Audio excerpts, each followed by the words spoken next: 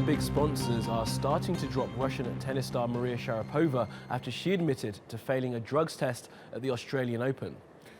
Nike and now the watch company Tag Heuer have announced they won't be renewing their contract with the 28-year-old.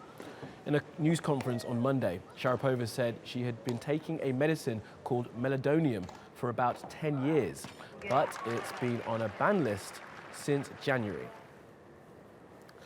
Well, for more on this, we're joined by TRT World Sports Correspondent Samantha Johnson. So, Sam, how's this going to affect Sharapova's game going forward? Well, let's just say that this news has really sent shockwaves, not just in tennis, but throughout the sport. Now, depending on how the investigation goes, Sharapova could face a 4-year ban. Now, she's 28 years old, she's 29 next month. She's going through injury problems, so she could still retire, you don't know.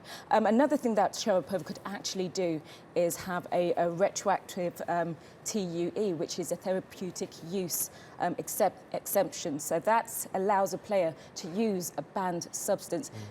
But that is only if they've got a medical condition. The problem she has here is that she's got to prove that she had a medical condition, because this drug actually helps athletes in recovery. Absolutely, and she's been using it for 10 years. I mean, she hasn't actually been on top of her game for 10 years, but let's not forget she's a 5-time Grand Slam winner. Exactly. She's no slouch, but no, but she still couldn't beat the world #1 Serena Williams. So you got to ask those questions. Put it into context of the fact that Serena's still way out ahead. But for tennis more generally, doesn't need another scandal. We've just had the alleged match fixing happening, so the last thing they need now is a drug scandal. Well, the sport, any kind of sport doesn't need this. I mean, you've got the whole issue with the IAAF and athletics. It goes a lot further. Tennis has to address these issues. For a long time, nothing has been said, and it's all come out at the beginning of this year at the Australian Open. It was Novak Djokovic, who was like the highest profile athlete at the time, or this year. He said that his team was approached, not him directly,